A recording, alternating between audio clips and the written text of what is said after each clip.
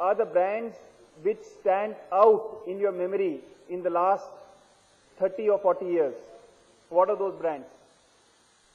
Just raise your hand and, or without raising your hand, just shout a name. Okay. LIC, Lux, Philips. Let's just, which one? Binaka. What else? BHEL, Tata, Brew Coffee. Okay. Bajaj. Okay. Now we have got these great names. Why is it that some of these brands stand out? The tagline. What does that tagline say? Gale ki khich khich. Okay. So they differentiated their product, solved a problem, and communicated it in a innovative manner to the consumer. Okay. Bajaj. Why does Bajaj stand out in our memory? Hamara Bajaj. What they did was that they made a great product. They advertised even when there was a huge parallel market for their products, almost the cost of the price of the product. One had to pay in black to get that product. They, even at that time, understood that an emotional engagement with the consumer is very, very essential. Patriotism, we also heard in Sanjay's session yesterday, is something which binds the nation. So Hamara Bajaj actually, did that very, very beautifully. And as a result, the brand still resonates with people, and there were so many sad faces when we read about the Bajaj scooter being closed, and the focus on motorcycles is to be the new kind of focus for the management now. So why does Tata stand out?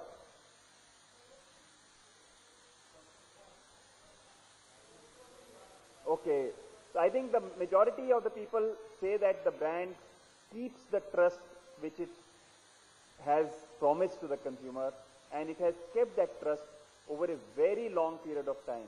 Why does Lux stand out?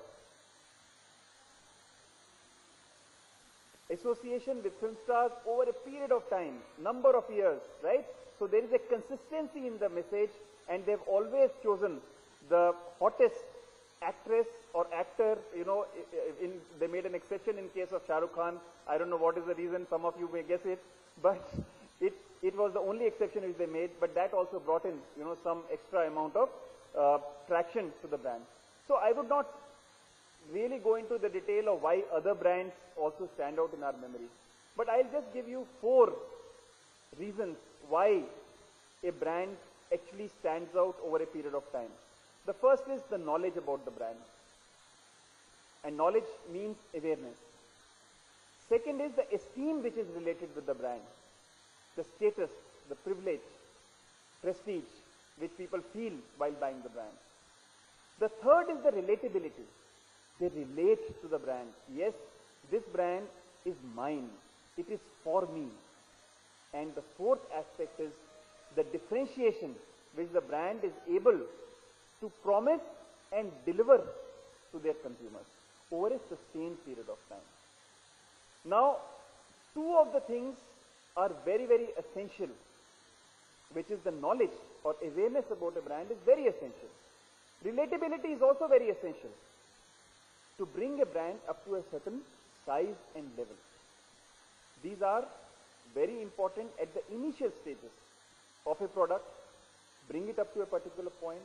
But just imagine that if there is only an awareness which is high, there is only a relatability which is high, then the entry barriers to the competition are low. There is no amount of status which is associated, or very low amount of status which is associated, or very low differentiation which is associated. The brand is vulnerable. The 2 factors, which is esteem and differentiation, add that vitality to your brand. That is why people remember you. They ask for you, your product. Dettol, for example, is one of the greatest brands. When Savlon came, it did not itch. All of us feel the pain of Dettol, but somehow we feel that it is working when it is giving me the pain, right? And that is the differentiation about Dettol. And it has consistently delivered. They very beautifully chose this message on H1N1 also, and they came out with very good advertising. So remember, just 4 things. And this is how brands can get converted into great brands. We have very less time. I can continue to talk about this for days together. But if you want your good brand to become a great brand, always make sure that differentiation, innovativeness, let us use it alternatively. Status and esteem, let us use it alternatively, is associated with your brand. Even if you are selling at a low cost, Google, for example, sells at no cost, there is still a certain amount of status and esteem which is associated with Google, because that is the way they are marketed. So status is not selling expensive. Status is the way you market it, right?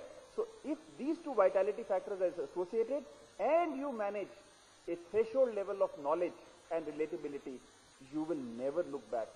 But if you don't have these 2, even if the knowledge and relatability is very high, you cannot get status or differentiation just because people know about you, right? So we can see a lot of examples in the history, brands which are no more. Do you remember Pertec computers, which came, or PCS computers, which was very cheap, selling very high? Do you remember Akai, right? Do you remember Aiwa? Those brands, their awareness was very high, they sold cheap, the relatability was very high, but yet they are no more. At one point in time, they had a huge market share. So my marketing message to you is, make sure that when you design and conceive the products, differentiation is part of that element. If differentiation is not part of that element, differentiation should be part of the way the marketing communication is built, but always deliver what you promise. Thank you.